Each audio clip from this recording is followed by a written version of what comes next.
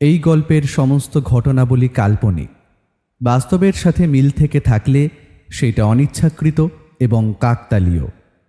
ভৌতিক ঠেক কোনোভাবেই কোনো প্রকার কুসংস্কারকে প্রশ্রয় দেয় না। গল্পটি সংস্কার মুক্ত হয়ে খোলা মনে গল্প শোনার আনন্দেই গ্রহণ করুন।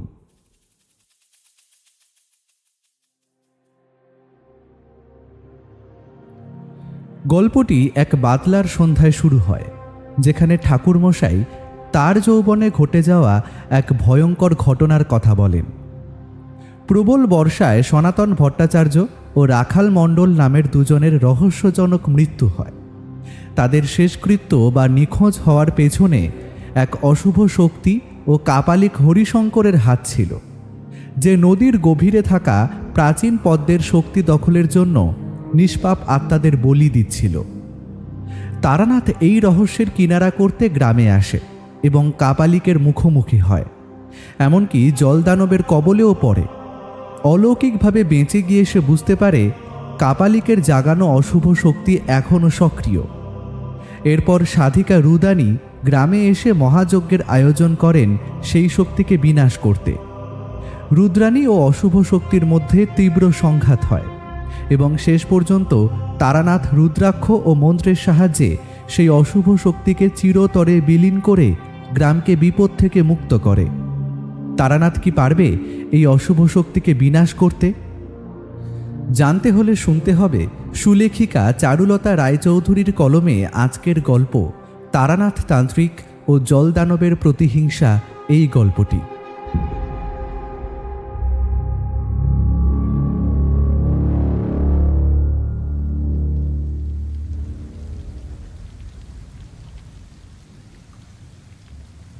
সন্ধ্যের দিকে ঝমঝমিয়ে নেমেছে বৃষ্টি।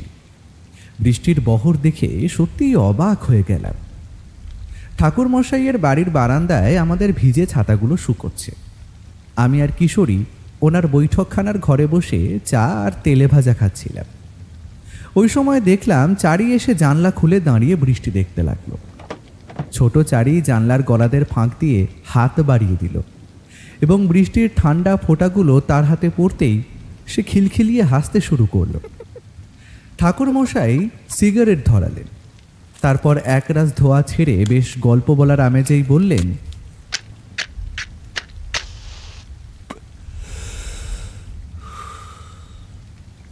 আজকের আবহাওয়াটা বেশ মনোরম, কি বলো বিভূতি? একেবারে সঠিক কথা বলেছেন ঠাকুরমশাই। এই যে বৃষ্টির দিনে আপনার কাছে অলৌকিক গল্প শুনে আনন্দটা পাই, এই আনন্দ কিন্তু বাহ্যিক অন্যান্য আনন্দের চাইতে শতগুণে বেশি লাভদায়ক। আচ্ছা ঠাকুরমশাই, আপনি কি বৃষ্টির দিনে বিপদে পড়েছেন? এই ধরুন কালবৈশাখীর দিনে শ্মশানে গিয়ে কোনো রকম অভিজ্ঞতার সম্মুখীন? ঠাকুরমশাই বেশ কিছুক্ষণ ভাবল, তারপরে বলল, এই যে বাদলার পরিবেশ দেখছো, এই শহরে বাদলার আসল রূপ দেখতে পাওয়া যায় না। গ্রামে গঞ্জে এর চাইতে অনেক বেশি বাদলার রূপ আমি দেখেছি। খাল, বিল, নদী, নালা উপচে উঠত চোখের সামনে, গ্রামের পর গ্রামকে বন্যায় ডুবে যেতে দেখেছি। শুনেছি অনেক মানুষের হাহাকার। সেসব দিনের কথা মনে পড়লে বুক কষ্টে কেঁপে ওঠে। তা সেবার হলো কি, সনাতন ভট্টাচার্য মারা গেলেন অকাল বর্ষায়। তখন শ্রাবণ মাস, অবিশ্রান্ত বৃষ্টিতে চারিদিক জল থই থই করছে। এমনিতেই বর্ষায় নদী নালা ফুলে ফেঁপে ওঠে, তার উপর টানা 3 দিনের বৃষ্টিতে গ্রামের পর গ্রাম জলমগ্ন। সনাতন ভট্টাচার্য ছিলেন গ্রামের এক বর্ধিষ্ণু ব্রাহ্মণ। বয়স হয়েছিল তাও প্রায় 80-র কাছাকাছি, কিন্তু শরীরটা বেশ ভালোই ছিল। হঠাৎ করেই জ্বরে পড়লেন, আর 3 দিনের মাথায় সব শেষ। গ্রামের মানুষজন বলা বলি করতে লাগলো, এই বাদলার দিনে সনাতনও চলে গেল। শ্মশানে নিয়ে যাওয়াও বেশ মুশকিল হবে দেখছি। সনাতন ভট্টাচার্যের একমাত্র ছেলে রতন ভট্টাচার্য, সেও বাবার শোক আর এই দুর্যোগে প্রায় দিশেহারা। গ্রামের কয়েকজন মাতব্বর আর রতনের বন্ধুরা মিলে সিদ্ধান্ত নিল যেমন করেই হোক বাবাকে শ্মশানে নিয়ে যেতেই হবে। কিন্তু মুশকিল হলো, গ্রামের শ্মশানটা ছিল নদীর ওপারে। বর্ষায় নদী এমন ফুলে উঠেছে যে নৌকো চালানো বিপজ্জনক। আর যে শ্মশান ঘাটটা গ্রামের দিকে ছিল সেটা প্রায় হাঁটুর জলের তলায়। গ্রামের পুরোহিত মশাই, যার সনাতন ভট্টাচার্যের সাধ্য শান্তি করার কথা, তিনি বললেন এই দুর্যোগে নাকি শ্মশানে পৌঁছানো খুব কঠিন। তার উপর নদীর ওই পারে এখন শ্মশানে ভূত প্রেতের আনাগোনা বেড়ে যায়। এমন দিনে কোনো মৃতদেহ নিয়ে ওপারে যাওয়া কি ঠিক হবে কি না তিনি বুঝতে পারছিলেন না। ঠাকুরমশাই একটা দীর্ঘশ্বাস ফেলে বললেন, পুরোহিত মশাইয়ের কথা শুনে সবাই কেমন যেন মুছড়ে পড়ল, কিন্তু রতন তো নাছোড়বান্দা। বাবার শেষকৃত্য সে শ্মশানেই সম্পন্ন করবে। অনেক কষ্টে কয়েকজন সাহসী যুবক একটা বাঁশের ভেলা তৈরি করল। চারপাশে বড় বড় কলার ভেলা বেঁধে ভেলাটাকে মজবুত করা হলো। সনাতন ভট্টাচার্যের মৃতদেহ সেই ভেলার উপরেই তোলা হলো অতি সাবধানে।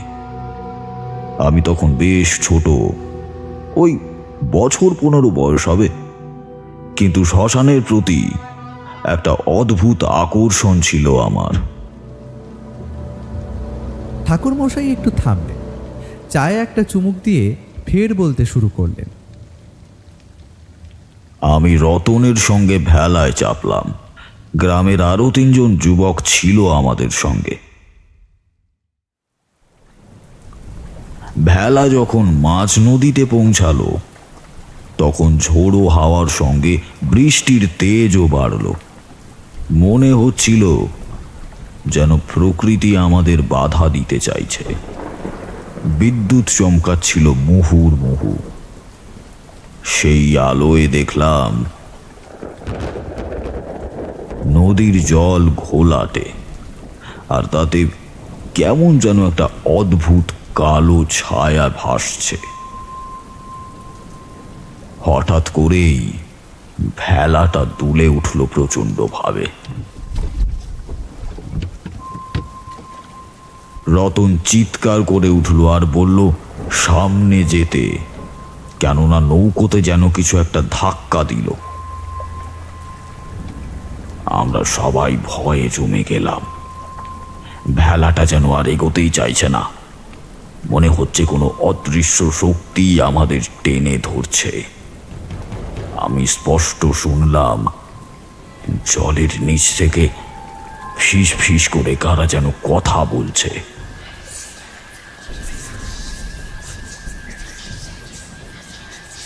সে শব্দ ঠিক মানুষের মতো নয়, কেমন যেন একটা কর্কশ ভেজা স্বর। আমার গায়ের লোম খাড়া হয়ে গেল। রতনের মুখে আতঙ্কের ছাপ। সে বিড়বিড় করে কি যেন একটা বলতে লাগলো। এমন সময় নদীর মাঝখানে একটা কালো ঘূর্ণিপাক তৈরি হলো।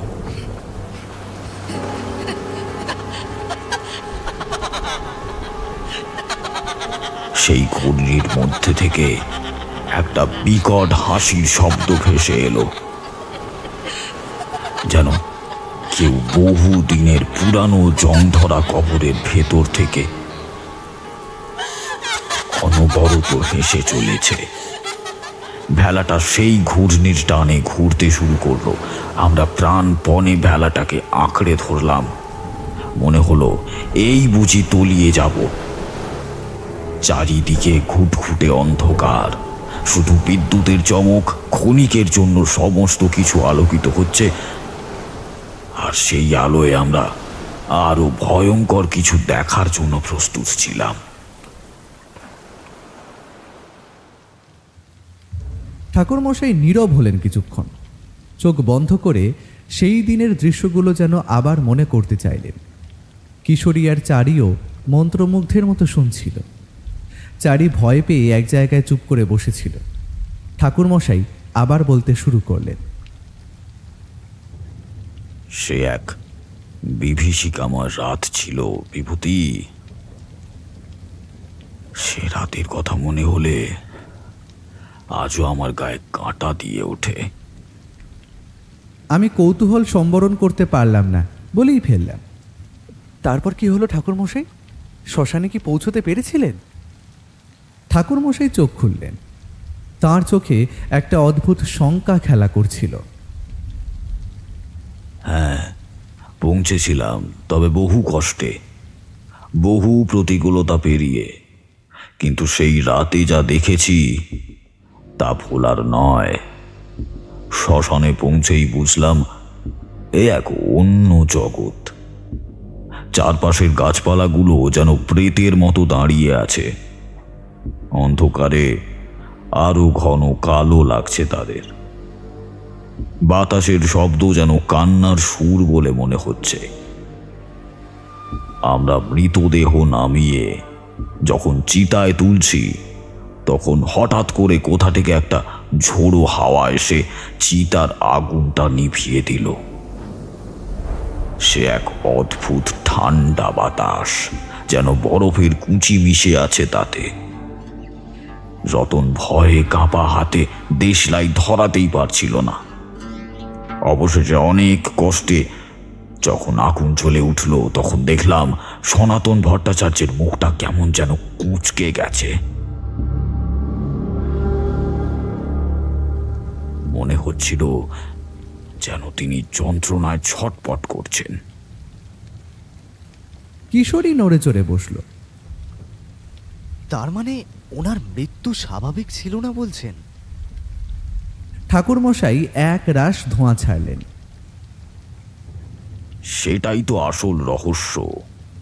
গ্রামের কবিরাজ মশাই বলেছিলেন জ্বর, কিন্তু সেই রাতের ঘটনা আমাকে অন্য কথা বলছিল। কয়েকদিন পর গ্রামে আরো একটা অদ্ভুত ঘটনা ঘটল। সনাতন ভট্টাচার্যের প্রতিবেশী রাখাল মণ্ডল, যাকে সেদিন সনাতনের শেষকৃত্যে দেখা গিয়েছিল, সেও হঠাৎ করেই মারা গেল। তার মৃত্যুও একই রকম রহস্যময়। জ্বর এসে 3 দিনের মধ্যেই সব শেষ। গ্রামের লোকেদের মধ্যে চাপা গুঞ্জন শুরু হলো। এ নিছকই দুর্ঘটনা নয়। আমি তখন সদ্য সাধুসঙ্গ করার জন্য বাড়ি থেকে পালিয়ে গিয়েছি। অলৌকিক আর রহস্যময় বিষয়গুলোর প্রতি আমার বরাবরেরই একটা আকর্ষণ ছিল। এই খবরটা কানে আসতেই মনটা কেমন যেন ছটপট করতে লাগলো। মনে হলো এই রহস্যের জট আমাকেই খুলতে হবে। বর্ষা তখনও কাটেনি। মেঘে ঢাকা আকাশ আর ভেজা মাটির গন্ধের মধ্যেই আমি রাতের ট্রেনে চেপে বসলাম গ্রামের উদ্দেশ্যে। বৃষ্টি স্নাত গ্রামটা দেখে মনে হচ্ছিল যেন একটা কালো চাদরে মোড়া। চারিদিকে নিস্তব্ধতা, যা আমার আগমনকে আরো ভৌতিক করে তুলল। দুপাশের ঝোপঝাড়গুলো বৃষ্টির জলে ভিজে আরো ঘন দেখাচ্ছিল। রাস্তায় কাদা আর জল জমে একাকার। একটা পুরানো সাইকেল জোগাড় করে আমি রাখাল মণ্ডলের বাড়ির দিকে রওনা দিলাম। রাখাল মণ্ডলের বাড়ির কাছে পৌঁছেই একটা অদ্ভুত দুর্গন্ধ নাকে এলো। মনে হলো যেন পচা মাংসের গন্ধ। উঠোনে কয়েকজন লোক জড়ো হয়ে আছে, তাদের মুখে আতঙ্কের ছাপ স্পষ্ট।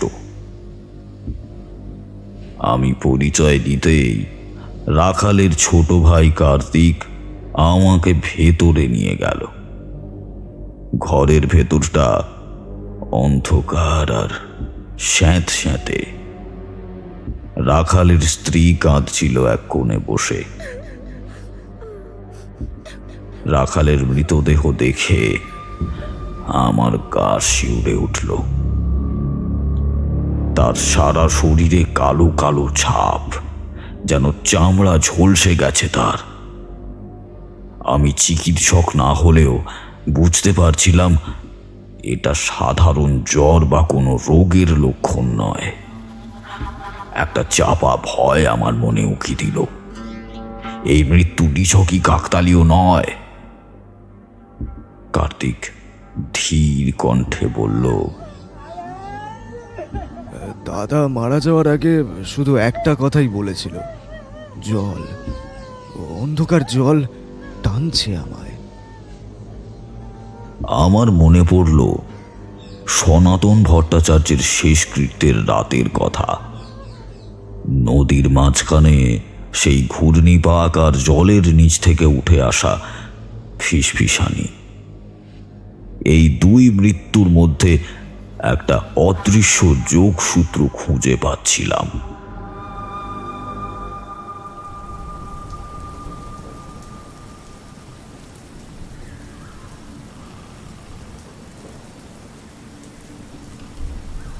রাত নামতেই গ্রামের নিস্তব্ধতা যেন আরো গাঢ় হলো। বৃষ্টির শব্দ যেন আরো তীব্র হয়ে কানে বাজতে লাগলো। আমি রাখালের বাড়িতেই থাকলাম। বৃষ্টির রাতে, গভীর রাতে হঠাৎ করেই আমার ঘুম ভেঙে গেল। ঘরের জানালা দিয়ে দেখলাম বাইরে একটা কালো ছায়া যেন সন্তর্পণে রাখালের বাড়ির পুকুরের দিকে এগোচ্ছে। পুকুরের জল নিস্তব্ধ, কালো আয়নার মতো, কিন্তু সেই কালো ছায়াটা সেই পুকুরের পাড়ে পৌঁছালো। অমনি পুকুরের জলে একটা মৃদু আলো জ্বলে উঠল, যেন জলের নিচ থেকে কিছু একটা ওপরে উঠে আসছে। আমার বুকের ধুকপুকানি আরো বেড়ে গেল। আমি নিঃশব্দে বিছানা থেকে উঠে জানালার কাছে গেলাম। আলোটা ধীরে ধীরে উজ্জ্বল হচ্ছে, আর সেই আলোর মধ্যে দিয়ে একটা মানুষের আবছা অবয়ব দেখা যাচ্ছে, যার হাতগুলো কেমন যেন অস্বাভাবিক লম্বা। অবয়বটা পুকুরের পাড়ে দাঁড়ানো ছায়াটার দিকে হাত বাড়ালো। আমি ভয়ে চোখ বন্ধ করে ফেললাম। এ কি দেখছি আমি? এ কি সত্যি নাকি আমার মনের ভুল? কিন্তু যখন চোখ খুললাম তখন আলোটা মিলিয়ে গিয়েছে, ছায়াটাও নেই। পুকুরের জল আবার নিস্তব্ধ, শুধু বৃষ্টির ঝিমঝিম শব্দ আর দূর থেকে ভেসে আসা একটা পেঁচার ডাক যেন আতঙ্কের মাত্রা আরো বাড়িয়ে দিল।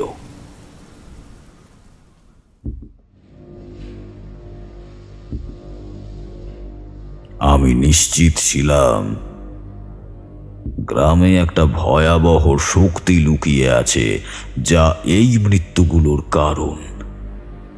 সেই রাতেই আমি স্থির করলাম, যে করেই হোক এই রহস্যের কিনারা আমাকে খুঁজতেই হবে। যদিও জানি এর পরিণতি কতটা ভয়ঙ্কর হতে পারে।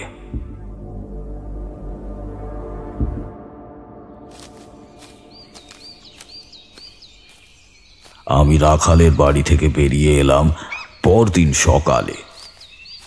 রাতের সেই দৃশ্যটা আমাকে ভেতর থেকে নাড়িয়ে দিয়েছে। গ্রামের পথে হাঁটতে হাঁটতে আমার মাথায় শুধুই একটাই চিন্তা ঘুরছিল, ওই ছায়াটা কে ছিল, আর কেনই বা পুকুরের জলে অমনভাবে আলো জ্বলে উঠল। গ্রামটা দিনের আলোতেও যেন এক অদ্ভুত বিষণ্ণতায় ঢাকা। চারিদিকে কেমন একটা থমথমে ভাব, যেন গ্রামের প্রতিটি ঘর, প্রতিটি গাছ, প্রতিটি মানুষ কিছু একটা ভয়ের মধ্যে দিয়ে দিন কাটাচ্ছে। আমি বয়স্ক মানুষদের সঙ্গে কথা বলতে শুরু করলাম। বেশিরভাগই কিছু বলতে চাইল না, ভয়ে মুখ বন্ধ করে রাখল। দু একজন যারা কিছু বলতে চাইল, তাদের কথাতেও স্পষ্ট হলো এক চাপা আতঙ্ক। একজন বৃদ্ধা ভয় পেয়ে বললেন, বাবা, এ গ্রামের ওপর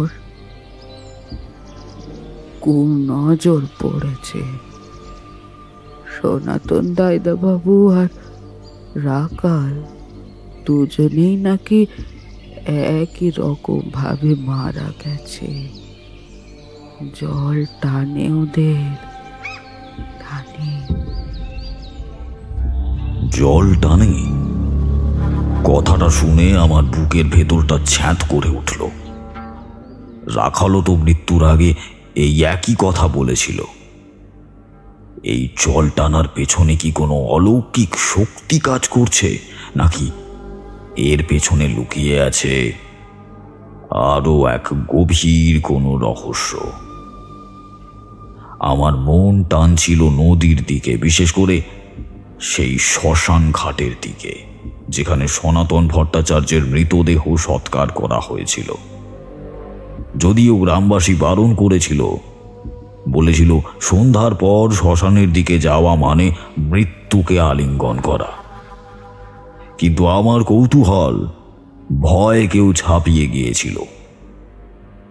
দিনের বেলা শ্মশানটা অতটা ভয়ঙ্কর না লাগলেও একটা চাপা গা ছমছমে ভাব ছিলই। ঝোপঝাড়গুলো আরো ঘন হয়ে গেছে।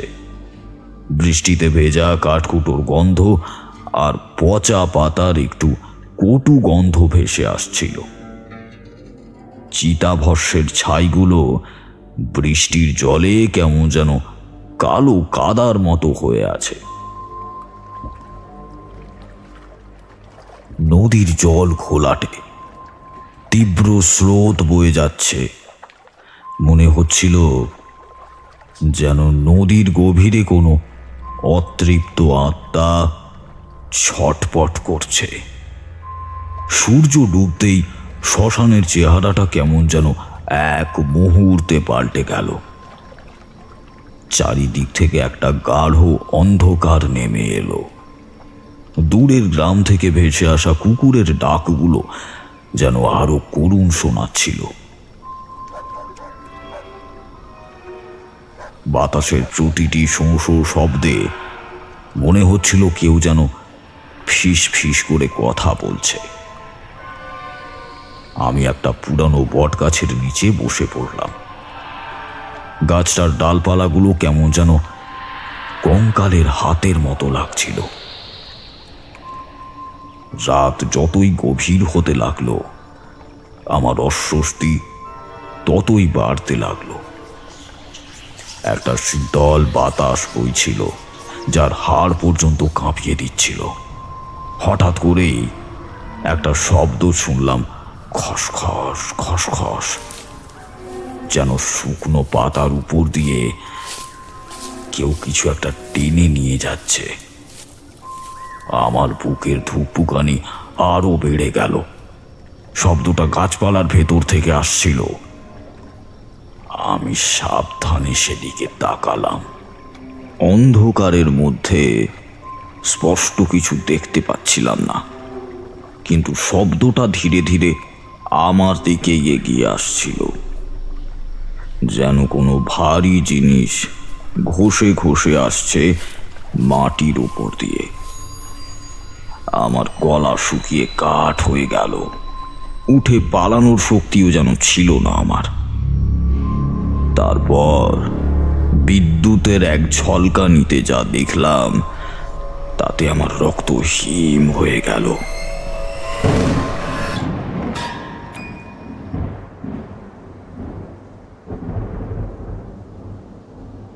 অন্ধকারের বুক চিরে দেখলাম একটা বীভৎস অবয়ব আমার দিকে এগিয়ে আসছে। তার শরীরটা কেমন যেন বিকৃত, অনেকটা মানুষের মতো, কিন্তু হাত পাগুলো অস্বাভাবিক লম্বা আর সরু। তার মুখটা যেন কাদার টেলা দিয়ে তৈরি করা।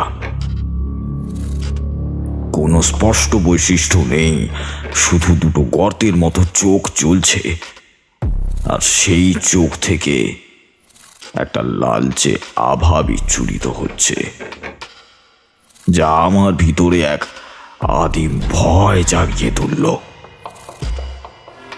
অবয়বটা আমার সামনে এসে দাঁড়ালো। আমি অনুভব করলাম তার শরীর থেকে একটা ঠান্ডা স্যাঁতস্যাঁতে গন্ধ বেরোচ্ছে, যা পচা মাছের মতো। আমার মনে হলো এই বুঝি সে আমাকে টেনে নেবে তার শীতল অন্ধকার জগতে। আমি চিৎকার করতে চাইলাম, কিন্তু আমার গলা দিয়ে কোনো শব্দ বেরোলো না। মনে হলো যেন আমার সমস্ত শক্তি কেড়ে নেওয়া হয়েছে। সেই বিকৃত অবয়বটা তার সরু লম্বা হাতটা আমার দিকে বাড়াতে লাগলো। তার হাতের নখগুলো কেমন যেন অস্বাভাবিক লম্বা আর ধারালো দেখাচ্ছিল। মনে হলো এই বুঝি সে আমার বুক চিরে দেবে। ঠিক সেই মুহূর্তে কোথা থেকে একটা তীক্ষ্ণ আর্তনাদ ভেসে এলো। আর্তনাদটা এতটাই তীব্র ছিল যে বিকৃত অবয়বটা থমকে গেল।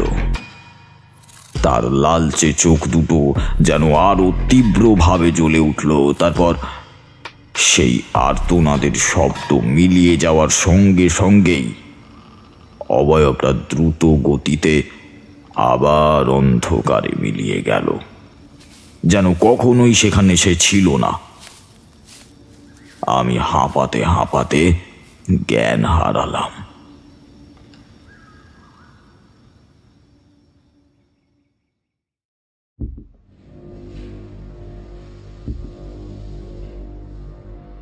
জ্ঞান যখন ফিরল তখন ভোরের আলো ফুটেছে। চারপাশে শুধু নিস্তব্ধতা, কিন্তু সেই রাতের বিভীষিকা আমার মনে এমন গভীরভাবে গেঁথে গিয়েছিল যে আজও তা মনে পড়লে আমার গায়ে কাঁটা দিয়ে ওঠে। আমি জানতাম এই গ্রাম, এই নদী আর এই শ্মশান এক ভয়ঙ্কর রহস্যকে লুকিয়ে রেখেছে, যার শিকার হয়েছিল সনাতন ভট্টাচার্য আর রাখাল মণ্ডল। আর আমি তারানাথ সেই মৃত্যুর মুখ থেকে কোনোভাবে ফিরে এসেছিলাম এক অতৃপ্ত আত্মার ফিসফিসানি আর এক বীভৎস অবয়বের সাক্ষী হয়ে। জ্ঞান ফেরার পর আমার শরীরটা নিস্তেজ হয়ে পড়েছিল, কিন্তু মনের মধ্যে একটা জেদ চেপে বসেছিল, এই রহস্যের কিনারা আমাকে করতেই হবে। শ্মশান থেকে ফিরেই আমি সরাসরি গ্রামের একমাত্র চায়ের দোকানে গেলাম। সেখানে কয়েকজন প্রবীণ ব্যক্তি গল্প করছিলেন। তাদের আলোচনা থেকে একটা নতুন তথ্য পেলাম। সনাতন ভট্টাচার্যের মৃত্যুর কিছুদিন আগে নাকি এক অদ্ভুত কাপালিক এসেছিল সেই গ্রামে। তার পরনে ছিল কালো পোশাক, কপালে সিঁদুরের টিপ আর গলায় রুদ্রাক্ষের মালা। লোকে বলছিল সে নাকি জপ তপ করতে এসেছিল, কিন্তু কেউ কেউ কানাঘুষো করছিল যে সে কোনো গুপ্ত সাধনা করতে এসেছে। একজন বৃদ্ধ বললেন, বাবা, ওই কাপালিক আসার পর থেকেই গ্রামে কেমন যেন একটা অশুভ ছায়া নেমে এসেছে। সনাতন দাদাবাবু মারা যাওয়ার 2 দিন আগে আমি নিজের চোখে দেখেছিলাম ওই কাপালিক গভীর রাতে সনাতন দাদাবাবুর বাড়ির পেছনের জঙ্গলে ঢুকেছিল। হাতে ছিল একটা কি যেন বেশ দেখতে কালো রঙের, আর তার থেকে কেমন যেন একটা হলদেটে ধোঁয়া বেরোচ্ছিল। আমার মনে পড়ল রাখালের মৃত্যুর আগে তার বলা কথাগুলো। জল, অন্ধকার জল টানছে আমায়, আর শ্মশানে দেখা সেই বিভৎস অবয়ব। এই কাপালিকের সঙ্গে কি তবে এই রহস্যময় মৃত্যুগুলোর কোনো যোগসূত্র আছে? কাপালিকের কথা শুনে আমার কৌতূহল আরো বেড়ে গেল। আমি স্থির করলাম ওই কাপালিকের খোঁজ আমাকে করতেই হবে। গ্রামের বিভিন্ন জায়গায় খোঁজ নেওয়া শুরু করলাম।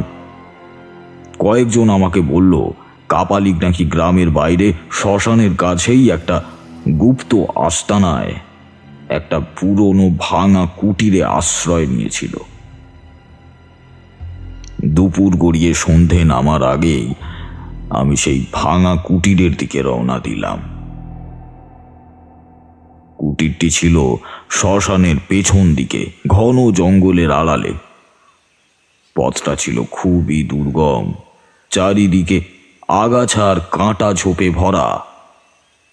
বৃষ্টির জলে কাদা আরো পিচ্ছিল হয়ে উঠেছিল। জোনাকিরা তখনও টিমটিম করে জ্বলতে শুরু করেনি, কিন্তু পরিবেশটা একটা অদ্ভুত গা ছমছমে ভাব এনে দিয়েছিল। কুটিরের কাছাকাছি পৌঁছতেই একটা তীব্র কটু গন্ধ নাকে এলো আমার। মনে হলো যেন পচা মাংস আর শুকনো রক্তের মিশ্র গন্ধ। আমার বুকটা ধড়ফড় করে উঠল। কুঠিরের সামনে গিয়ে দেখলাম দরজাটা অর্ধেক খোলা, ভেতরে ঘুটঘুটে অন্ধকার। আমি ধীরে ধীরে দরজার ফাঁক দিয়ে উঁকি দিলাম।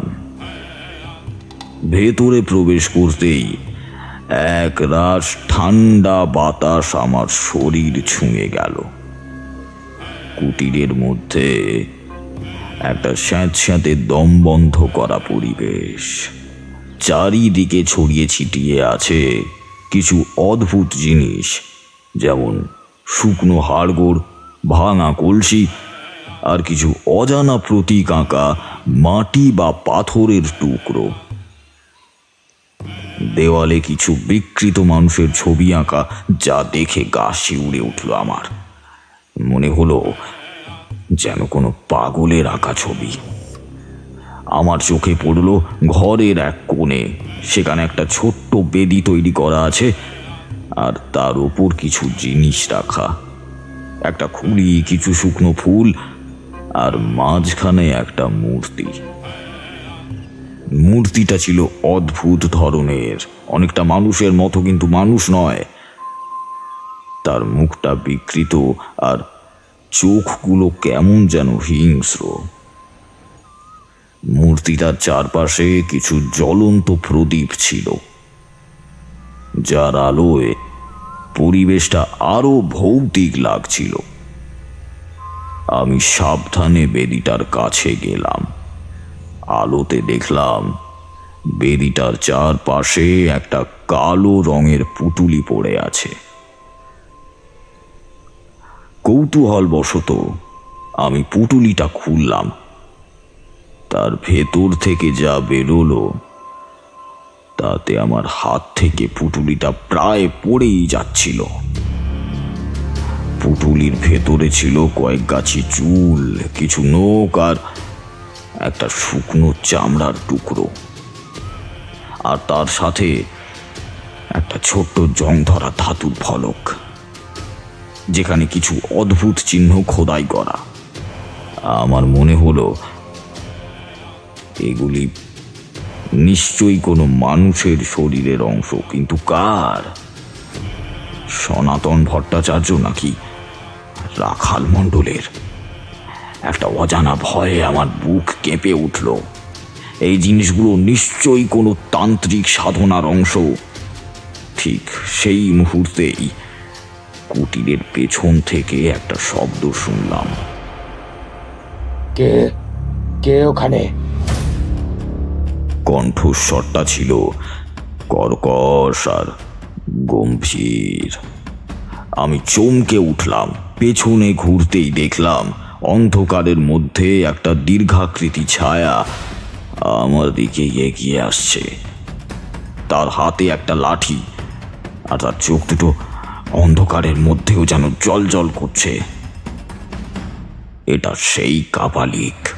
তার মুখটা ছিল রুক্ষ শুষ্ক, আর তার চোখে ছিল একটা অস্বাভাবিক ঔদ্ধত্য। তার দৃষ্টি দেখেই বুঝলাম সে মোটেও সহজ মানুষ নয়। সে আমার দিকে এক পা করে এগোতে লাগলো। আমি দেখলাম তার পোশাকের নিচ থেকে কিছু টুকটাকের জিনিস উঁকি মারছে। আমার মনে হলো আমি এই রহস্যের একেবারে গভীরে পৌঁছে গেছি।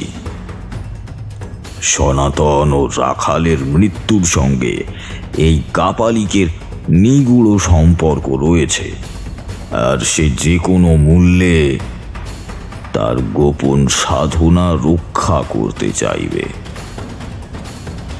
সে যখন আমার ঠিক সামনে এসে দাঁড়ালো, তখন তার মুখ থেকে একটা অদ্ভুত গন্ধ বেরোচ্ছিল, যেন বহু পুরানো মদের গন্ধ। তার চোখ দুটো আমার দিকে স্থির হয়েছিল, আর সেই চোখে আমি একটা নিষ্ঠুর হাসি দেখতে পেলাম। সে গম্ভীর কণ্ঠে বলল, তুমি কি জানতে এসেছো? কি হয়েছিল সনাতন আর রাখালের? জানতে চাও গভীর জলের সেই রহস্য? আমার বুকের ধুকপুকানি তখন চরম সীমায়। আমি জানি এই কাপালিকের হাত থেকে রক্ষা পাওয়া কঠিন হবে, কিন্তু রহস্যের শেষ না দেখতে পেলে আমার শান্তি হবে না। কাপালিকের কর্কশ স্বর আর তার চোখের সেই জ্বলন্ত দৃষ্টিতে আমার শরীর জমে গিয়েছিল। আমি বুঝতে পারছিলাম সে আমাকে এক গভীর ফাঁদে টেনে নিয়ে এসেছে। তার মুখে একটা বক্র হাসি ফুটে উঠল। বুঝতে পারছো না তাই না? এই গ্রাম, এই নদী, এই শ্মশান, সবকিছুরই একটা নিজস্ব ভাষা আছে তারানাথ। শুধু শুনতে জানতে হয়। আমি কিছু বলার আগেই সে তার লাঠিটা দিয়ে মাটিতে একটা অদ্ভুত চিহ্ন আঁকল। তারপর তার চোখ দুটো যেন আরো রক্তিম হয়ে উঠল। সনাতন ভট্টাচার্য আর রাখাল মণ্ডল, তারা দুজনেই সেই জলের গভীরের রহস্য জানতে চেয়েছিল। আর যারা জানতে চায় তাদের পরিণতি এমনই হয়। আমার সারা শরীর জুড়ে যেন একটা শীতল স্রোত বয়ে গেল। কিসের রহস্য? আমি কোনো মতে জানতে চাইলাম।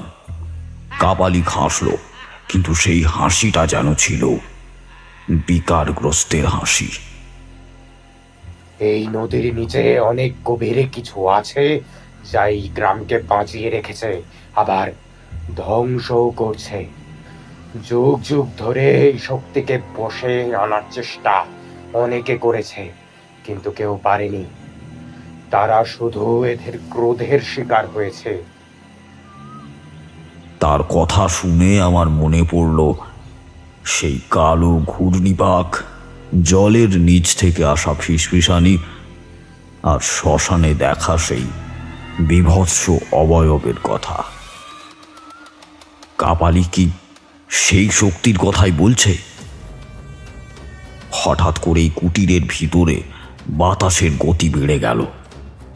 প্রদীপগুলো দপদপ করে জ্বলতে লাগলো। মনে হলো যেন অদৃশ্য কোনো শক্তি সেগুলোকে নড়াচড়া করাচ্ছে। আমি দেখলাম কাপালিকের মুখের পেশিগুলো কেমন যেন শক্ত হয়ে উঠেছে, আর তার কপালে থাকা সিঁদুরের টিপটাও আরো গাঢ় লাল দেখাচ্ছে।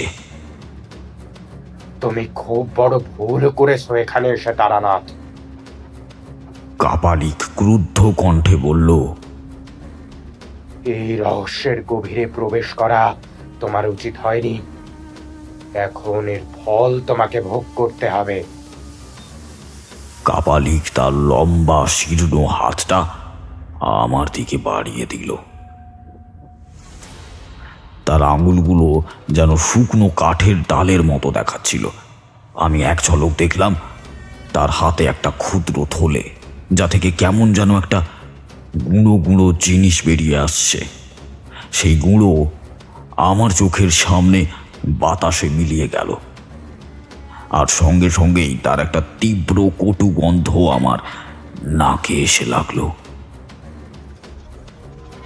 আমার মাথাটা ঝিমঝিম করে উঠল, চোখগুলো কেমন যেন ঝাপসা হয়ে আসতে লাগলো। আমি অনুভব করলাম আমার হাত পা যেন অবশ হয়ে যাচ্ছে। কাপালিকের সেই তান্ত্রিক শক্তি আমাকে কাবু করে ফেলছে। আমি জ্ঞান হারানোর আগে যে জিনিসটা দেখলাম তা হলো কাপালিকের মুখের সেই বীভৎস হাসি, আর তার লালচে চোখ দুটো যা আমার দিকে স্থির হয়ে চলছিল।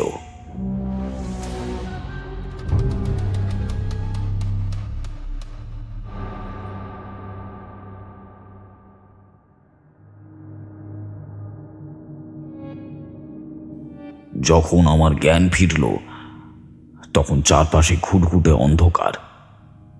আমি বুঝতে পারলাম না আমি কোথায় আছি। একটা ভেজার স্যাঁতস্যাঁতে গন্ধ আমার নাকে এসে লাগলো। আমি হাত বাড়ালাম, অনুভব করলাম আমার হাত পা দড়ি দিয়ে বাঁধা। চারপাশে শুধু শীতল আর কাদার স্পর্শ। আমার মনে হলো আমি কোনো গভীর গর্তের মধ্যে পড়ে আছি। আমার চোখ দুটো অভ্যস্ত হতেই আবছা আলোতে যা দেখলাম তাতে আমার আত্মারাম খাঁচা ছাড়া হওয়ার জোগাড় হলো। আমি একটা কূপের মতো গর্তের মধ্যে ছিলাম।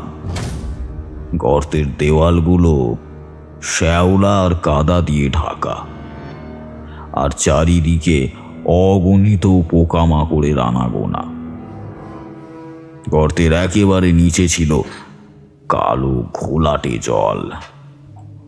সেই জল থেকে একটা চাপা শব্দ আসছিল, যেন কিছু একটা জলের নিচে নড়াচড়া করছে। আমার শরীর হিম হয়ে গেল। কাপালিক আমাকে এই নরকে ফেলে দিয়েছে। আমি চিৎকার করতে চাইলাম, কিন্তু আমার গলা দিয়ে কোনো শব্দ বেরোলো না। ভয়ে আমার বুকটা এমন ভাবে ধড়ফড় করছিল, মনে হচ্ছিল যেন এখনই ফেটে যাবে। হঠাৎ করেই জলের নিচ থেকে একটা বুদবুদের মতো শব্দ শুনতে পেলাম। তারপর আরো একটা, তারপর আরো অনেকগুলো। মনে হলো যেন জলের নিচে কিছু একটা বড় আকারের জিনিসও পড়ে উঠে আসছে। গর্তের ভেতরে একটা অদ্ভুত ঠান্ডা বাতাস বইতে লাগলো, যা আমার গায়ের লোম খাড়া করে দিল।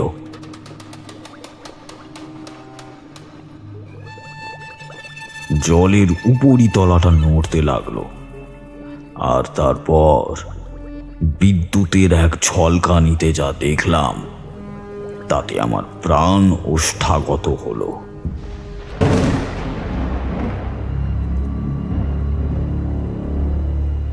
জলের মাঝখানের একটা বৃহৎ বিভৎস আকৃতি ভেসে উঠল। তার শরীরটা কেমন যেন মাছের মতো আঁশযুক্ত, কিন্তু তার হাত পাগুলো মানুষের মতো। তার চোখগুলো অন্ধকারে দুটো জ্বলন্ত অঙ্গারের মতো দেখাচ্ছিল, আর তার মুখটা ছিল হাঁ করা, যেখানে ধারালো ছুঁচালো দাঁতগুলো স্পষ্ট বোঝা যাচ্ছিল। তার শরীর থেকে একটা তীব্র পচা গন্ধ বেরোচ্ছিল, যা আমার অবস্থা খারাপ করে দিয়েছিল। সেটাই ছিল সেই অজানা সত্তা যার কথা কাপালিক বলছিল। এই সেই শক্তি যা সনাতন আর রাখালকে টেনে নিয়েছিল, সেই দানব যার ভয়ে গ্রামের মানুষজন সিটিয়ে থাকে। সে আমার দিকে তার লম্বা নখওয়ালা হাতটা বাড়াতে লাগলো। মনে হলো যেন সে আমাকে তার শীতল কাদা ভরা গহ্বরে টেনে নিয়ে যেতে চাইছে। আমি প্রাণপণে নিজেকে পিছনে আনার চেষ্টা করলাম, কিন্তু দড়িগুলো আমাকে আটকে রেখেছিল। দানবটা আরো কাছে এগিয়ে আসতে লাগলো আমার। তার নিঃশ্বাসের শব্দ শুনতে পাচ্ছিলাম।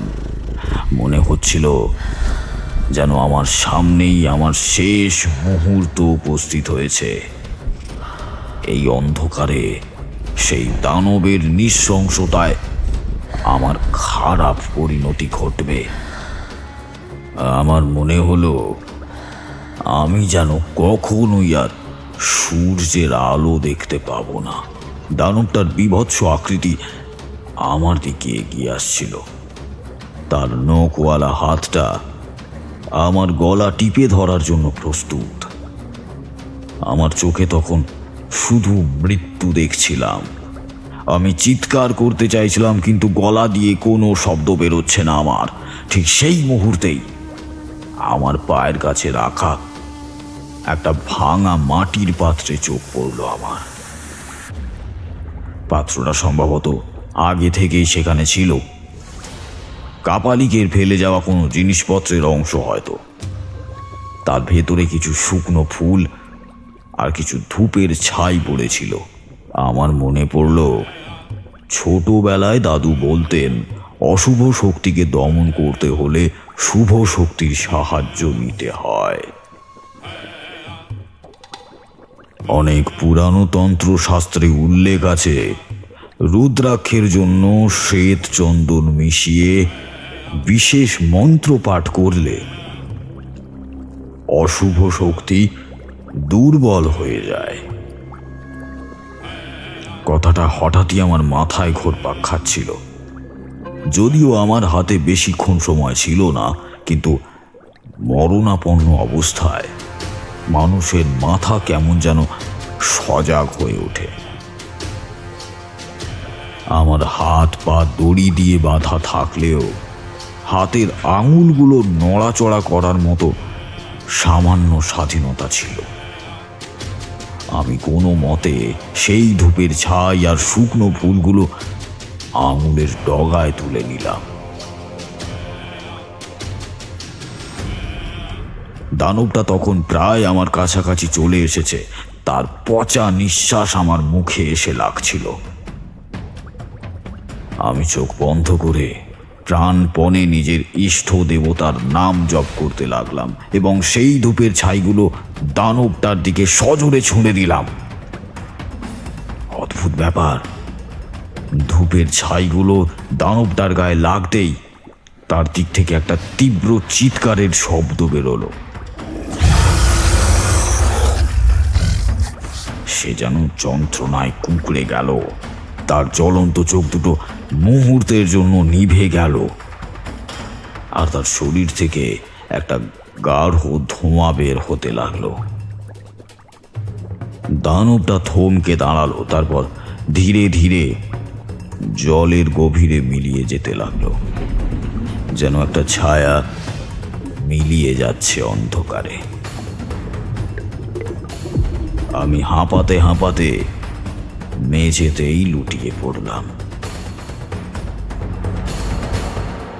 কিছুক্ষণ আগেও যে দানবটা আমাকে গ্রাস করতে এসেছিল, সে এখন অদৃশ্য, কিন্তু আমি জানতাম সে সম্পূর্ণ বিলীন হয়ে যায়নি, শুধু সাময়িকভাবেই দুর্বল হয়েছে মাত্র। এই অদ্ভুত ঘটনার কারণ কি তা আমি তখনও বুঝতে পারিনি। আমার শরীরটা তখন কাঁপছিল। হঠাৎ করেই ওপর থেকে একটা আওয়াজ ভেসে এলো। কেমন আছো তারানাথ? কণ্ঠস্বরটা শুনে আমি চমকে উঠলাম। এটা ছিল আমার পরিচিত সেই সাধুর কণ্ঠস্বর যে আমাকে বেতালের হাত থেকে রক্ষা করেছিল।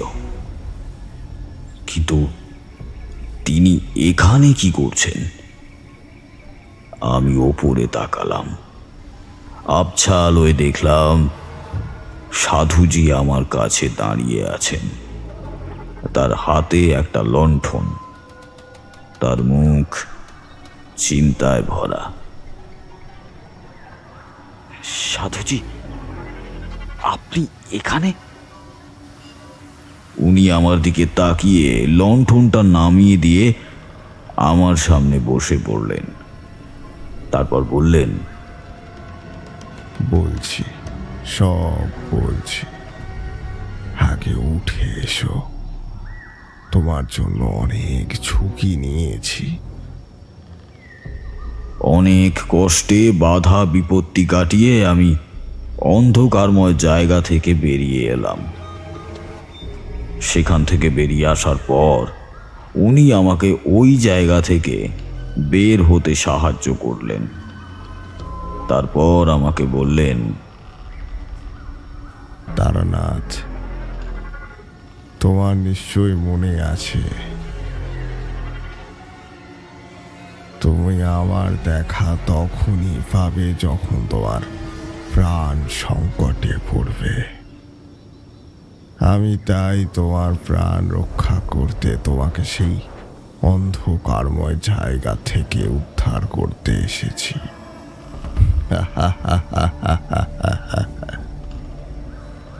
আপনার অশেষ কৃপা, তাই আপনার দেখা পেয়েছি। সাধুজি হাসতে হাসতে সেইখান থেকে বিদায় নিলেন। যাওয়ার আগে তার আশীর্বাদের হাত আমার মাথার উপর রাখতেই আমার সমস্ত দেহের গ্লানি দূর হয়ে গিয়েছিল। আমি ওইখান থেকে মূল পথে এসে পৌঁছতেই কিছু দূর এগোতেই দেখতে পেলাম গ্রামের আরো কয়েকজন প্রবীণ ব্যক্তি সেখানে দাঁড়িয়ে আছেন, যাদের মধ্যে রাখালের ভাই আর কার্তিকও ছিল। তাদের সবার মুখেই একটা চাপা উদ্বেগ। কার্তিক বলল, আমরা আপনার খোঁজে বেরিয়েছিলাম ঠাকুরমশাই। জানতাম কাপালিক আপনাকে ফাঁদে ফেলবে, কারণ আমরা তাকে ভালো করেই চিনি। আমি হতভম্ব হয়ে গেলাম। চেনেন মানে? কার্তিক একটা গভীর দীর্ঘশ্বাস ফেলে বললেন, যে কাপালিককে আপনি দেখেছেন সে আসলে আমাদের গ্রামেরই এক বৃদ্ধ, নাম হরিশঙ্কর। সে বহু বছর ধরে তান্ত্রিক সাধনা করে আসছে। গ্রামের লোকেরা তাকে ভয় পেত, কিন্তু কেউ জানতো না সে কত দূর যেতে পারে। সনাতন ভট্টাচার্য আর রাখাল মণ্ডলের মৃত্যুর পেছনে আসলে হরিশঙ্করেরই হাত ছিল। কার্তিক আমাকে আর বাকিদের নিয়ে একটা নিরাপদ জায়গায় বসল। চারপাশে তখন ভোরের আলো ফুটেছে। গ্রামের এক প্রবীণ ব্যক্তি বলতে শুরু করলেন, বহু বছর আগে এই গ্রামের পাশে যে নদীটা দেখছো তার গভীরে নাকি এক প্রাচীন রহস্য লুকিয়ে আছে। কিংবদন্তি আছে নদীর নিচে এক দৈত্যাকার পদ্ম ফুল আছে, যা 1000 বছর পর পর ফোটে। আর সেই ফুল নাকি অসীম ক্ষমতার উৎস। যে সেই ফুলের শক্তিকে বশে আনতে পারবে সে অমরত্ব লাভ করবে এবং তার সব ইচ্ছা পূরণ হবে। আমার বুক ধুকপুক করে উঠল। তাহলে সেই দানব কি সেই পদ্মফুলের রক্ষাকর্তা? হরিশঙ্কর সেই পদ্ম ফুলের কথা জানত। সে বহু বছর ধরে সেই পদ্মকে বশে আনবার চেষ্টা করছিল, কিন্তু সেই পদ্মের একটা রক্ষাকর্তা আছে, যা আপনি আজ রাতে দেখেছেন। সেই রক্ষাকর্তা শুধুমাত্র বিশুদ্ধ আত্মাকেই পদ্মের কাছে যেতে দেয়। হরিশঙ্কর জানত তার মতো তান্ত্রিকের পক্ষে সেই রক্ষাকর্তার পাশ কাটিয়ে পদ্মের কাছে যাওয়া সম্ভব নয়। তাই সে এক জঘন্য পরিকল্পনা করেছিল। তিনি একটু থামলেন। তার চোখে একটা দুঃখের ছায়া।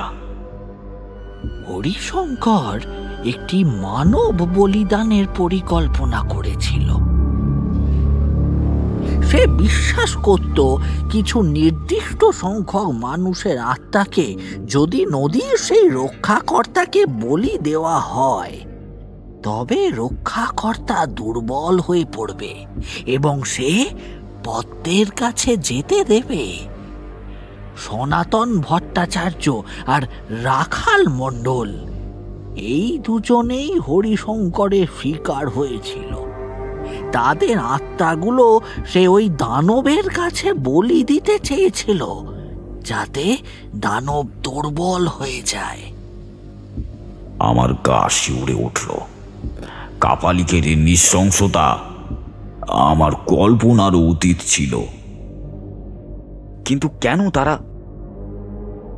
আমি প্রশ্ন করলাম। তারা দুজনেই ছিল গ্রামের সবচেয়ে ধার্মিক আর সৎ মানুষ। হরিশঙ্কর বিশ্বাস করত যত বেশি বিশুদ্ধ আত্মা সে বলি দেবে, তত দ্রুত সেই রক্ষাকর্তা দুর্বল হবে। সে ভেবেছিল এই বৃষ্টির রাতে নদীর উন্মত্ত রূপ তার জঘন্য কাজকে ঢেকে দেবে। প্রবীণ ব্যক্তির কথা শুনে আমি স্তম্ভিত হয়ে গেলাম। তাহলে রাখালের শেষ কথা, জল টানে আমায়, এর অর্থ এই দানব তাকে তার শক্তি জোগানোর জন্য টেনে নিচ্ছিল, আর কাপালিক সেই প্রক্রিয়াকে ত্বরান্বিত করছিল। আজ রাতে আমরা আপনাকে খুঁজতে এসেছিলাম, কারণ জানতাম হরিশঙ্কর আপনাকে তার পরবর্তী শিকার বানানোর চেষ্টা করবে। আপনার মতো কৌতূহলী মানুষ তার কাছে আদর্শ শিকার। কিন্তু আমরাও জানতাম আপনি একজন শুভ আত্মার অধিকারী। সেই কারণেই তোমার ছুঁড়ে দেওয়া সামান্য ধূপের ছাই সেই দানবকে সাময়িকভাবে দুর্বল করতে পেরেছিলেন। তাহলে হরিশঙ্কর কোথায়?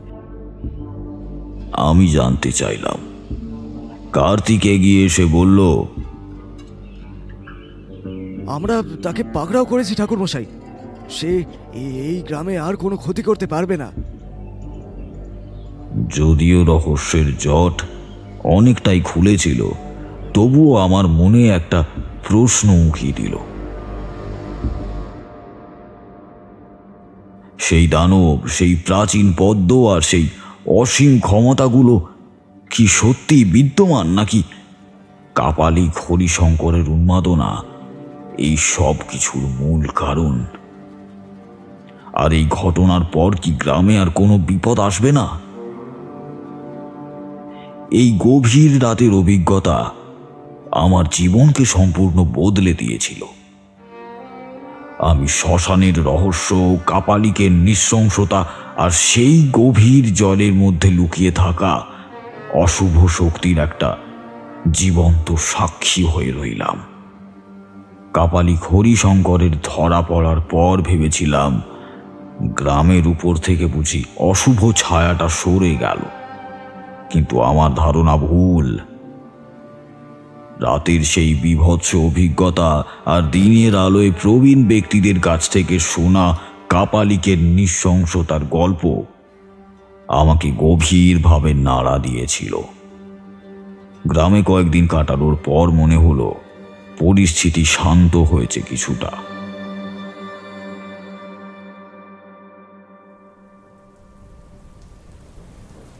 কিন্তু সেই শান্তি ছিল একটা ভয়ঙ্কর ঝড়ের আগের নিঃশব্দতা। রাতে আমি ঘুমাতে পারছিলাম না।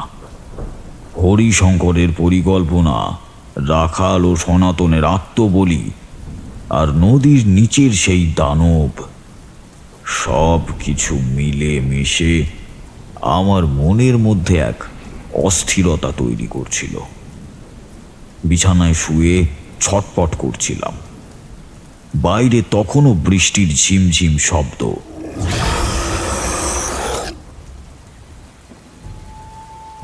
হঠাৎ আমার ঘুম ভেঙে গেল এক অদ্ভুত চিৎকারে।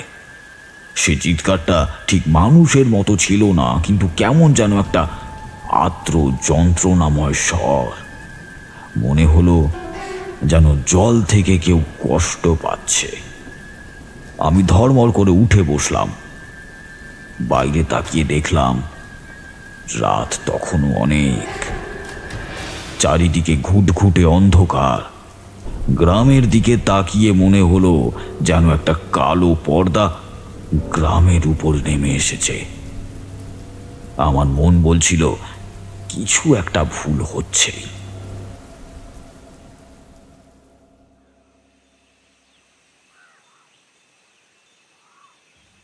পরের দিন সকালে আমি ঘুম থেকে উঠে দেখি যে গ্রামের মানুষগুলো কেমন যেন অস্থির হয়ে আছে।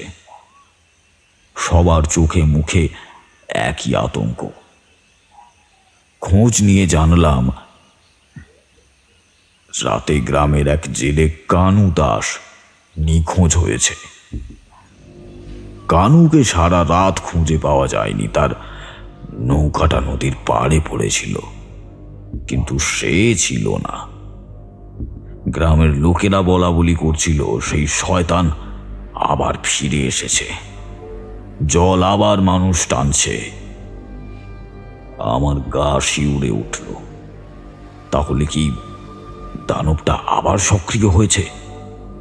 হরিশঙ্কর ধরা পড়লেও সেই শক্তিকে কি আটকানো যায়নি? সেই রাতে আমি ঘুমাতে পারলাম না। কানুর নিখোঁজ হওয়ার ঘটনাটা আমাকে আরো চিন্তিত করে তুলেছিল। তখনও বাইরে ঝমঝমিয়ে বৃষ্টি নেমেছে। বাতাসের শোঁ শব্দ আর বৃষ্টির ছাঁট এক অদ্ভুত পরিবেশ তৈরি করছিল। অনেকক্ষণ জেদের পর আমি কখন যেন ঘুমে তলিয়ে গেলাম। ঘুমের মধ্যেই একটা ভয়ঙ্কর স্বপ্ন দেখলাম। আমি যেন আবার সেই কুয়োর ভেতরে, যেখানে কাপালিক আমাকে ফেলে গিয়েছিল, কিন্তু এবার সেখানকার জল আরো ঘোলাটে, আরো গভীর। চারিদিকে শুধু কালো জল আর কাদা, আর সেই কাদার মধ্যে থেকে উঠে আসছে অজস্র বিকৃত হাত। হাতগুলো যেন আমাকে টেনে ধরতে চাইছে, আমাকে তাদের অতল গহ্বরে নিয়ে যেতে চাইছে। আমি চারপাশে তাকিয়ে দেখলাম কূপের দেওয়ালে সনাতন ভট্টাচার্য আর রাখাল মণ্ডলের মুখগুলো যেন ভেসে উঠেছে। তাদের চোখগুলো ছিল বিস্ফারিত, মুখে একটা ভয়ঙ্কর আর্তনাদের ছাপ। তারা যেন আমাকে কিছু বলতে চাইছে, কিন্তু তাদের গলা দিয়ে কোনো শব্দ বেরোচ্ছে না। শুধু তাদের চোখগুলো যেন একটা নিদারুণ যন্ত্রণায় বেরিয়ে আসছিল। হঠাৎ করেই কূপের জল আরো ফুলে উঠল। জলের নিচ থেকে আবার সেই দানবের বীভৎস মুখটা ভেসে উঠল। তার চোখ দুটো যেন জ্বলন্ত অঙ্গারের মতো আমার দিকে স্থির হয়ে আছে। তার হাঁ করা মুখ থেকে একটা ঘোলাটে দুর্গন্ধযুক্ত বাতাস বেরিয়ে আসছিল, যা আমার শ্বাস রোধ করে দিচ্ছিল। দানবটা তার লম্বা নখওয়ালা হাতটা আমার দিকে বাড়াতে লাগলো, আর আমি দেখলাম তার হাতে কানুর শরীরটা। কানু চিৎকার করার চেষ্টা করছে, কিন্তু তার মুখ দিয়ে কোনো শব্দ বেরোচ্ছে না। তার চোখগুলো কেমন যেন আতঙ্কে ছিটকে বেরিয়ে আসার উপক্রম। আমি চিৎকার করে উঠলাম, কানু পালাও! কিন্তু আমার গলা দিয়ে কোনো শব্দ বের হলো না। আমি চেষ্টা করছিলাম তাকে বাঁচানোর জন্য, কিন্তু আমার হাত পা যেন অবশ হয়ে গিয়েছিল। আমি নড়াচড়া করতে পারছিলাম না, যেন অদৃশ্য কোনো শক্তি আমাকে আটকে রেখেছে। দানবটা কানুকে জলের নিচে টেনে নিয়ে গেল। জলের মধ্যে একটা বিশাল বুদবুদ উঠল, তারপর সব শান্ত। শুধু কাদার মধ্যে থেকে সেই বিকৃত হাতগুলো তখনও আমাকে টেনে ধরার চেষ্টা করছিল। আমি দেখলাম কানুর মুখটাও সেই দেওয়ালে ভেসে উঠল, সনাতন আর রাখালের মুখের পাশে।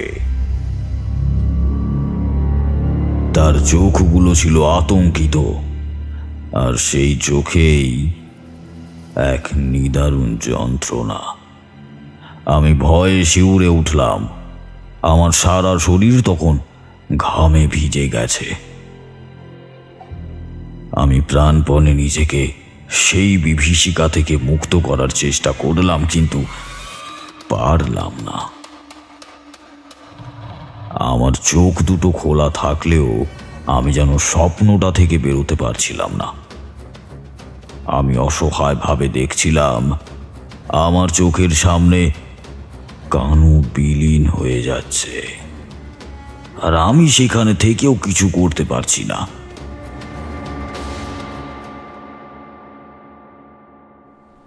সকালে ঘুম ভাঙার পরও আমার শরীরটা কাঁপছিল। স্বপ্নটা এতটাই বাস্তব ছিল যে আমি বুঝতে পারছিলাম না এটা কি শুধু স্বপ্নই ছিল নাকি একটা অশুভ সতর্কতা। আমি বিছানা থেকে উঠে জানালার কাছে গিয়ে দাঁড়ালাম।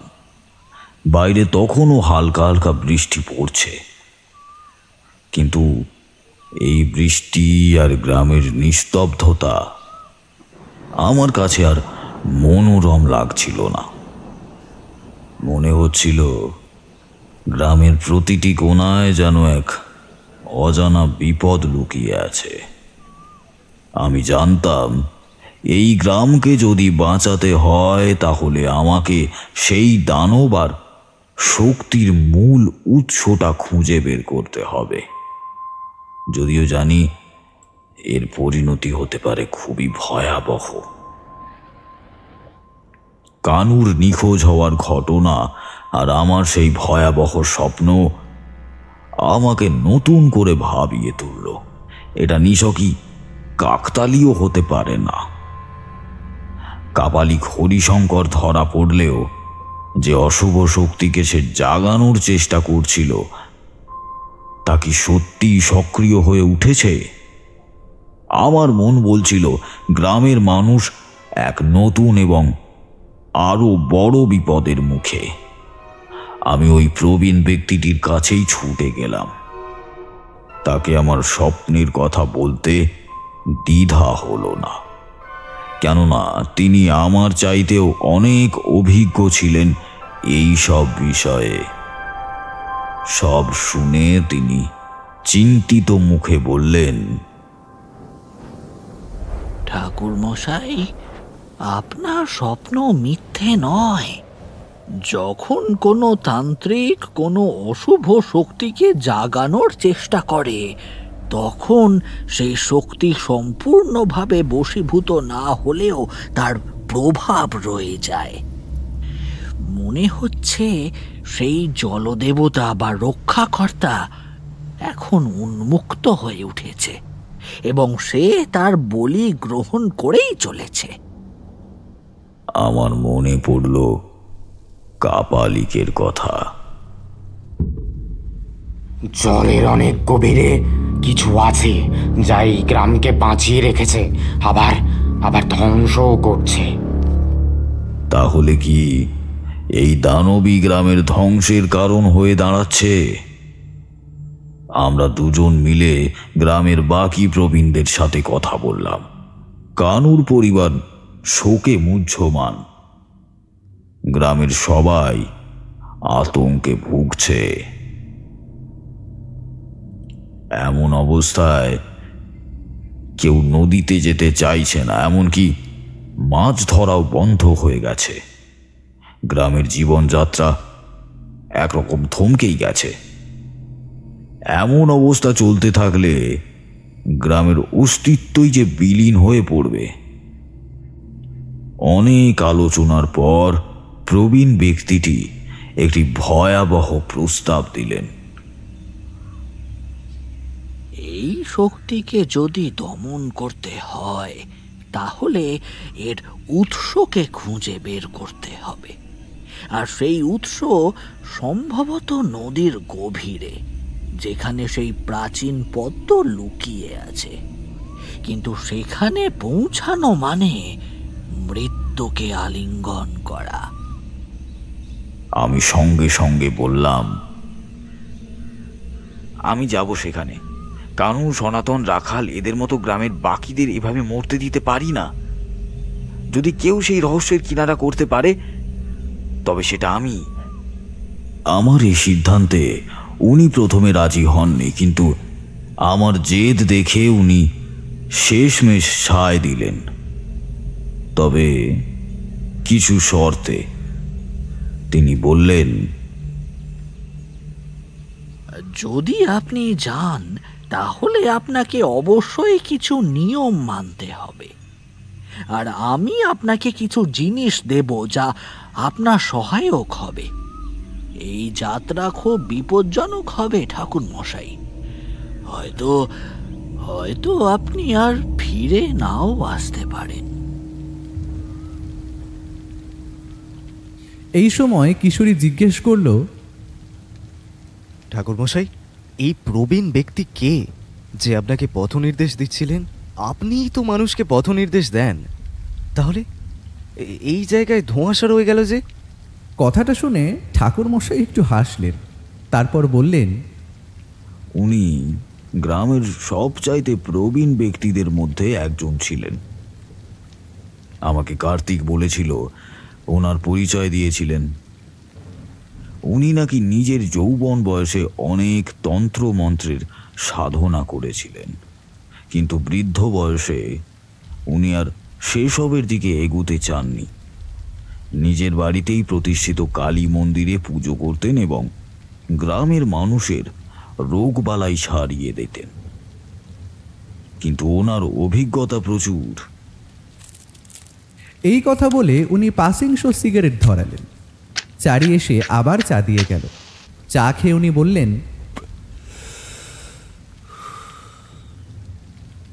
পরের দিন ভোর হওয়ার আগেই আমি প্রস্তুত হলাম।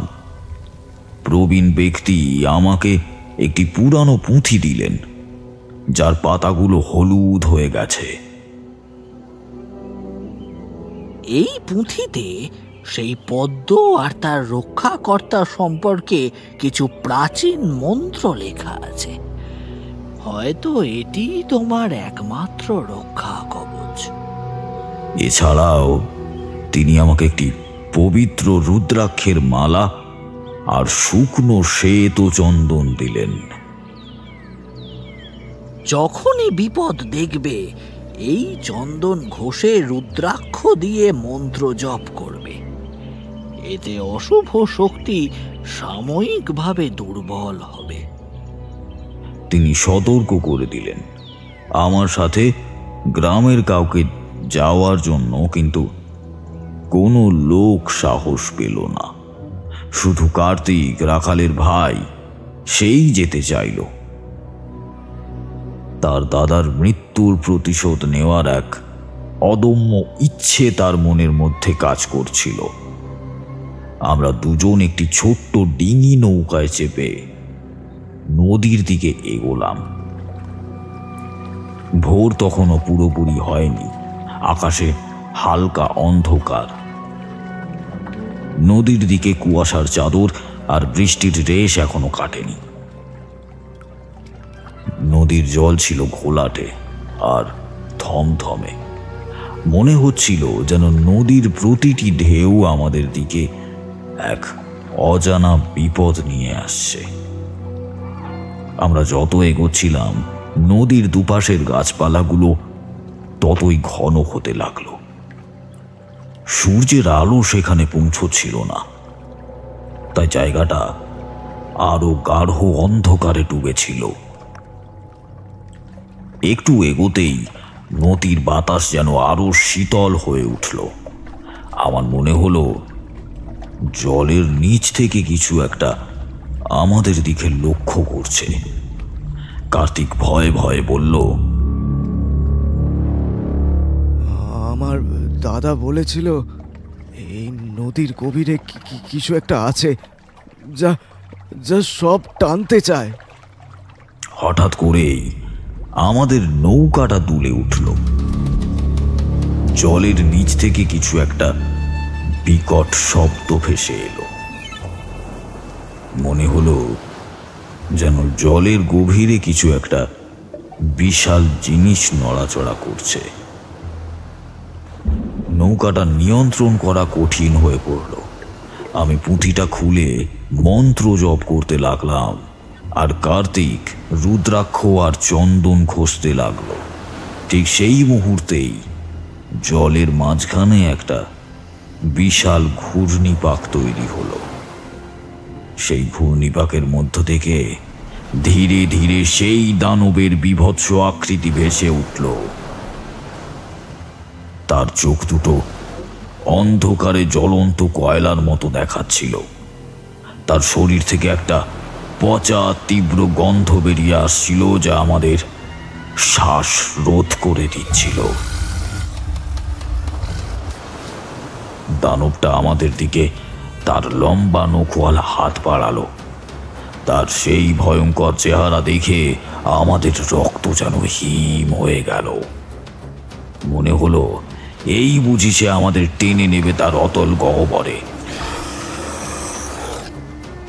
যেমন কানুয়ার অন্যদেরকে টেনেছিল। আমি মন্ত্র জপ করতে লাগলাম, কিন্তু আমার গলা শুকিয়ে যাচ্ছিল। কার্তিক ভয়ে কাঁপতে কাঁপতে রুদ্রাক্ষ ঘষছিল। দানবটা যখন আমাদের ঠিক কাছে এলো, তার বিশাল দেহটা দেখে মনে হলো যেন একটা পাহাড় আমাদের গ্রাস করতে আসছে। আমি উপলব্ধি করলাম আমার জীবন এখন চরম সংকটে। এই দানবকে পরাজিত করতে না পারলে এই গ্রাম, নদী সব কিছুই এক গভীর অন্ধকারের শিকার হবে। এইবার শুধু আমার নয়, গোটা গ্রামের ভাগ্যই নির্ভর করছে এই দানবের মুখোমুখি হওয়ার উপর। পরিস্থিতি এতটাই ভয়ঙ্কর যে আমার মনের সব আশা ফুরিয়ে যাচ্ছিল। কেবল ঢেউ এসে আমাদের ছোট্ট ডিঙিতে এমনভাবে ধাক্কা মারছিল যে আমরা আর একটু হলেই জলে পড়ে যেতাম। আমার মনে বেজে উঠল বিপদের ঘণ্টার ধ্বনি তীব্র শব্দে। নিজের মনেই ভাবলাম যে এই বুঝি শেষ, এই যাত্রায় বুঝি আর রক্ষা হলো না। রাখালের মতোই আমাকেও ও জলের নিচে টেনে নিয়ে যাবে। আমি কি করব? কার্তিক তো নৌকার হাল ধরে প্রাণপণে নৌকাকে কিনারায় টেনে নিয়ে যাওয়ার চেষ্টা করছে। ঠিক সেই মুহূর্তে নদীর পাড় থেকে এক তীক্ষ্ণ ধ্বনি ভেসে এলো। সেই ধ্বনিতে চারপাশ এমনভাবে কেঁপে উঠল যে আমাদের বর্ণনা দেওয়ার সাধ্য নেই।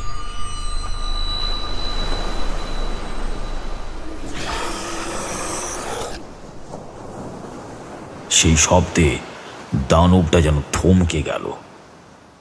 তার গতি কমিয়ে দিল।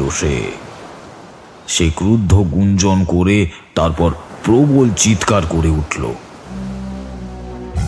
আমরা অবাক হয়ে সেদিকে তাকিয়ে দেখলাম নদীর পাড়ে কুয়াশার মধ্যে একটা আবছা অবয়ব আমাদের দিকে এগিয়ে আসছে।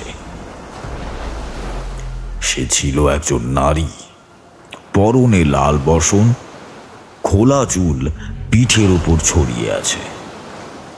তার হাতে একটি ত্রিশূল আর গলায় ঝুলছে অজস্র রুদ্রাক্ষের মালা। তার কপালে আঁকা ছিল একটি অদ্ভুত তিলক। তার চোখ দুটোতে ছিল এক অদ্ভুত জ্যোতি, যা অন্ধকারেও জ্বলজ্বল করছিল। তিনি ধীরে ধীরে জলের কিনারায় এসে দাঁড়ালেন। তার মুখ দিয়ে এক অদ্ভুত মন্ত্র নিঃসৃত হচ্ছিল। ওম কালী কালিকা চণ্ডিকা ভদ্রকালী নমস্তুতে, শত্রুন সংহার মম রক্ষাণং কুরু সর্বদা। যা শুনে মনে হলো যেন কোনো গুচ্ছ কালিকা শক্তির মন্ত্র। মন্ত্র উচ্চারণের সাথে সাথে তার ত্রিশূল থেকে একটা তীব্র আলো বিচ্ছুরিত হলো, যা সরাসরি দানবটার দিকে এগিয়ে গেল। আলোটা দানবটাকে আঘাত করতেই সে একটা বিকট আর্তনাদ করে উঠল।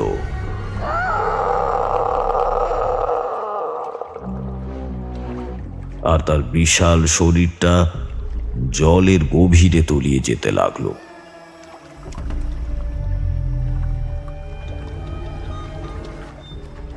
মুহূর্তের মধ্যেই সব কিছু শান্ত হয়ে গেল। নদী আবার তার স্বাভাবিক রূপ ধারণ করল। শুধু জলের উপর ছোট ছোট বুদবুদ দেখা যাচ্ছিল। আমরা দুজনেই বিস্ময়ে হতবাক হয়েছিলাম। একে কোথা থেকে এলেন এই রহস্যময় নারী? তিনি আমাদের দিকে ফিরে তাকালেন। তার চোখে ছিল এক অদ্ভুত প্রশান্তি। তিনি ধীরে ধীরে হেঁটে হেঁটে আমাদের নৌকার দিকে এগিয়ে এলেন। তারপর তার পা দুটো জলের উপরেই ভেসেছিল, যেন তিনি জলের উপর দিয়েই হেঁটে আসছেন। আমি কোনো মতে বললাম, কে আপনি? তিনি এক অদ্ভুত হাসি হাসলেন, যে হাসিটা ছিল শান্ত এবং গভীর। তার কণ্ঠস্বর ছিল স্নিগ্ধ কিন্তু দৃঢ়। তিনি আমাকে তার সাথে যেতে নির্দেশ করলেন, কিন্তু একা। আমি কার্তিককে গ্রামে পাঠিয়ে দিলাম। বললাম পরে এসে তার সাথে দেখা করব এবং গ্রামের মানুষকে জানিয়ে দিতে যে আমরা অক্ষতই আছি।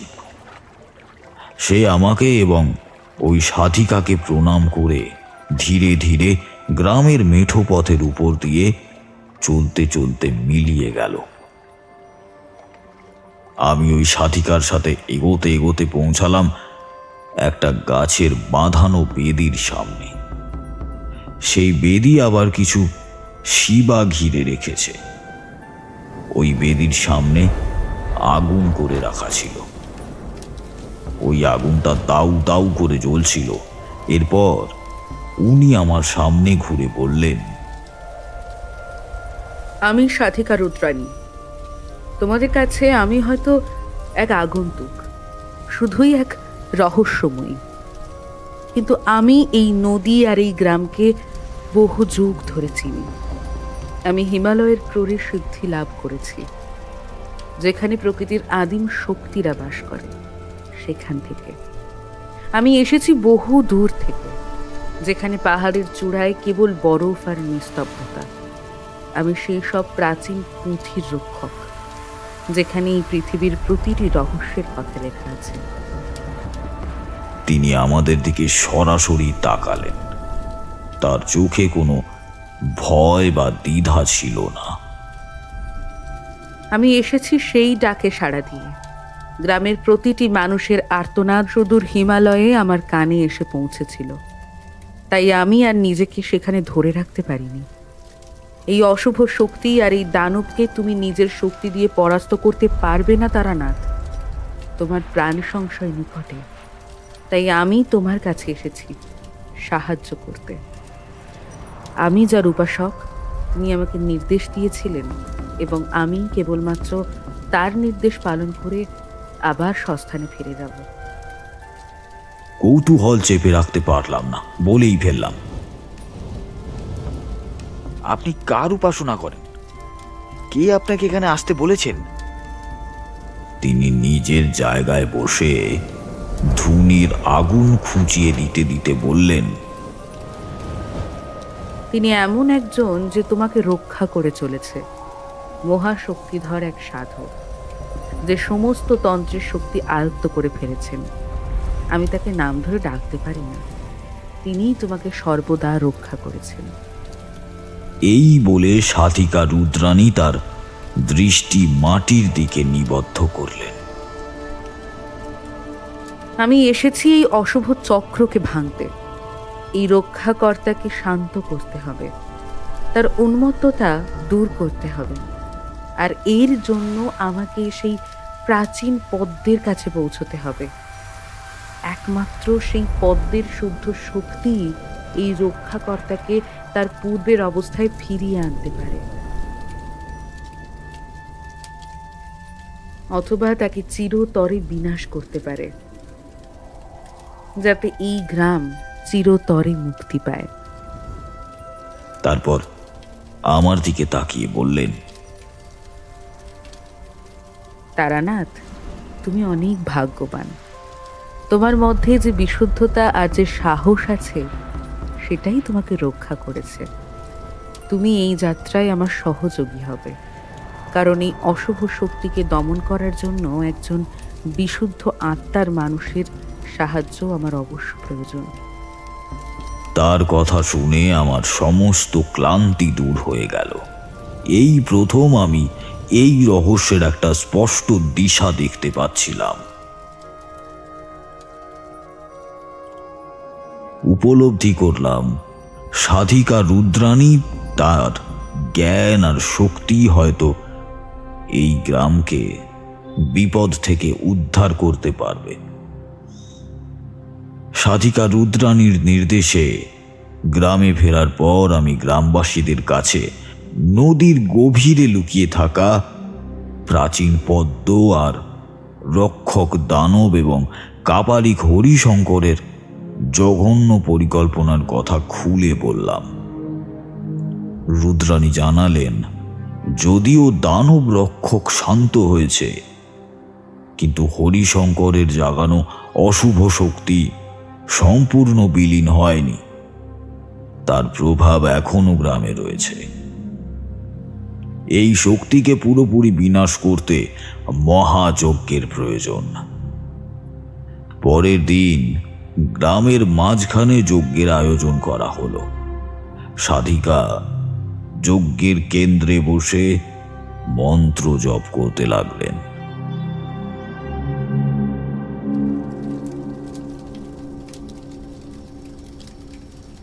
রাত গভীর হওয়ার সাথে সাথে একটি কালো ঘন ছায়া যজ্ঞের দিকে এগিয়ে আসতে শুরু করলো। সাধিকা বুঝলেন হরিশঙ্করের জাগানো অশুভ শক্তি তার শেষ প্রতিরোধ করতে এসেছে। সাধিকা ত্রিশূল হাতে সেই বিভৎস অশুভ শক্তির বিরুদ্ধে লড়াই শুরু করলেন।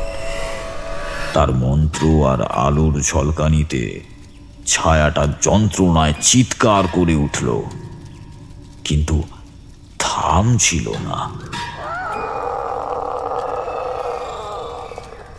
সাধিকা ক্রমশ ক্লান্ত হয়ে পড়ছিলেন। এই সংকটময় মুহূর্তে সাধিকা আমাকে নির্দেশ দিলেন রুদ্রাক্ষ ও চন্দনের মাধ্যমে সেই শক্তিকে শেষ করতে। আমি তার নির্দেশ মেনে আমার সমস্ত শক্তি দিয়ে মন্ত্র উচ্চারণ করে রুদ্রাক্ষটি অশুভ ছায়াটির দিকে ছুঁড়ে দিলাম। রুদ্রাক্ষের আঘাতে ছায়াটি একটি বিকট আর্তনাদ শুরু করলো এবং ধীরে ধীরে বাতাসের সাথে মিশে বিলীন হয়ে গেল। যজ্ঞের আগুন শান্ত হলো, আর গ্রামে নেমে এলো এক পবিত্র নিস্তব্ধতা।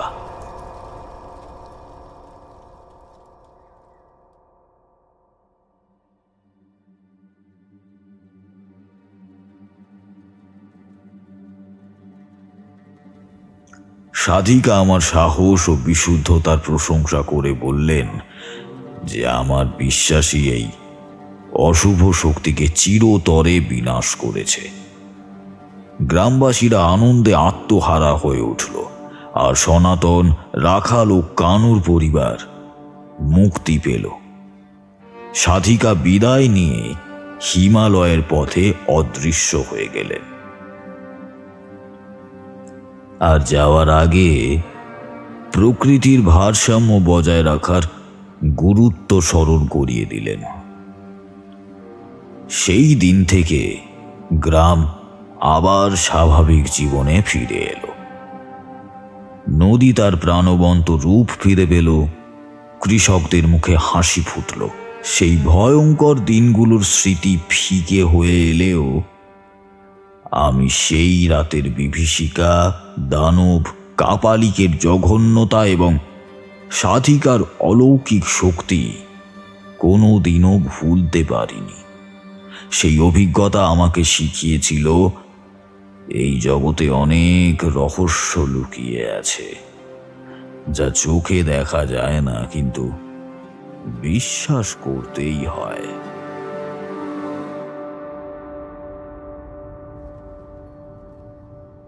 ঠাকুরমশাই চুপ করলেন। এতক্ষণ ক্রমাগত বলার ফলে উনি বেশ ক্লান্ত হয়ে গিয়েছিলেন। নিস্তব্ধতা বিরাজ করছিল, যা উনি আরেকটি পাসিং শো ধরাতেই তা ভঙ্গ হলো। আমরাও এবার উঠে পড়লাম। দেখলাম বাইরে আকাশটা কালো হয়ে আছে ঠিকই, কিন্তু বৃষ্টির নামগন্ধ নেই।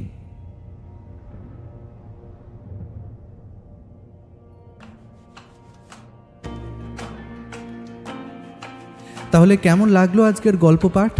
আজকের গল্প পাঠে ছিলাম আমি শুভ। অন্যান্য চরিত্রে অভিনয় করেছেন সৌরভ, দেবজ্যোতি, পম্পা, অরিত্র, সুশোভন, রৌনক। প্রচ্ছদ নির্মাণে ছিলেন শুভদীপ। তাহলে আজকের জন্য এইটুকুই। আবার দেখা হচ্ছে পরবর্তী একটি নতুন রোমাঞ্চকর গল্পে। ততদিন সুস্থ থাকুন এবং শুনতে থাকুন ভৌতিক ঠেক।